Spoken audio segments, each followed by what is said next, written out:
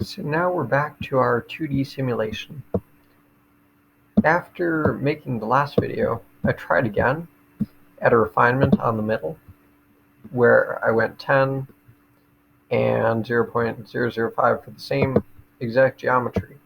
And it did this. This is a much different result than what you saw in the last video, but it's also pretty interesting. It basically shows, again, we only have 10 nodes along each edge, and then the middle of the beam has a really great refinement, but this will be terrible for any real simulations because we always care about boundary conditions. We always care about boundary conditions. We care about what happens on one end, what happens on another end, and from there, we care about sending that through the entire beam in a way that is realistic and realistically shows what should go on as a real object strains. So this is a good example of something that you don't want. You want usually a better refinement on the boundaries and a little bit wider refinement on the inside. It can be a little bit more coarse and less refined, and that does work well.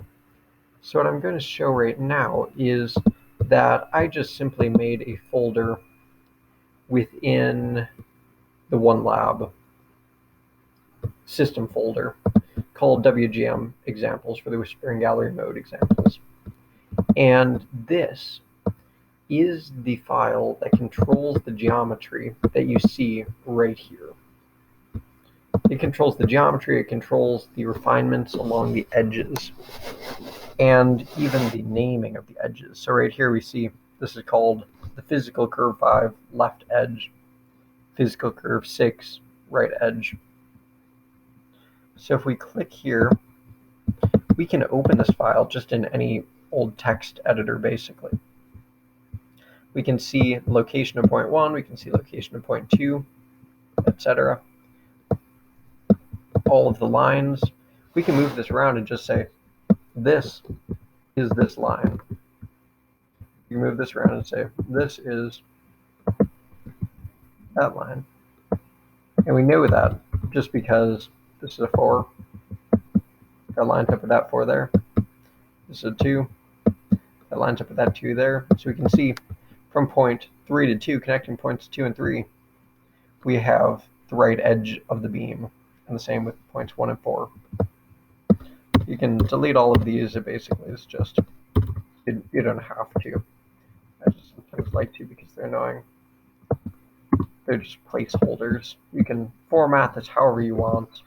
But then the really cool thing is that directly from here, you can influence what happens with this other geometry. So we can easily set this here, set the geometry side by side.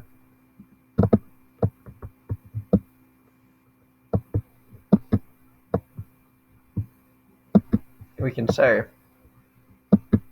okay, how about we make a square?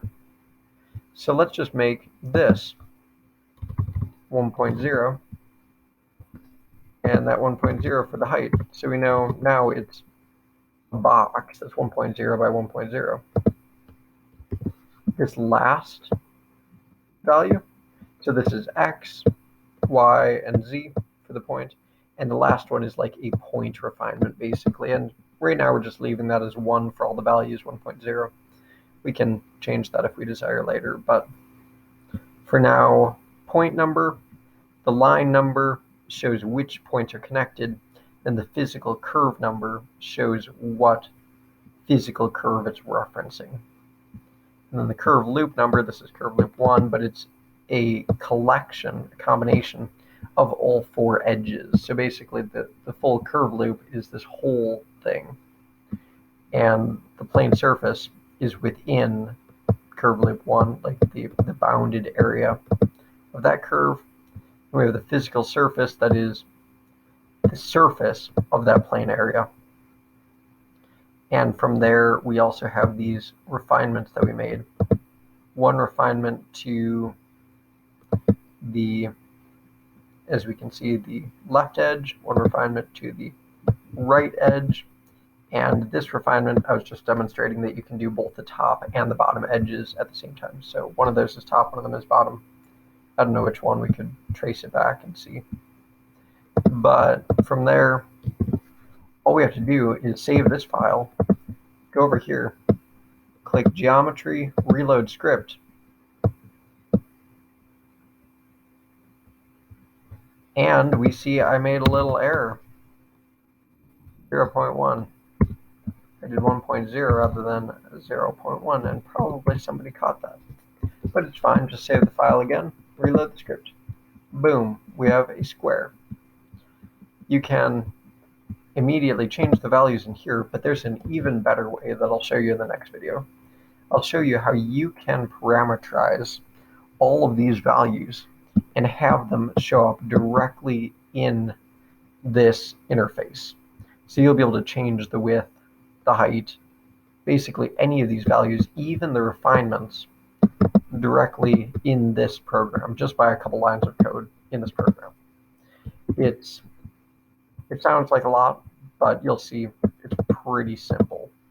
So I'll move on to that next.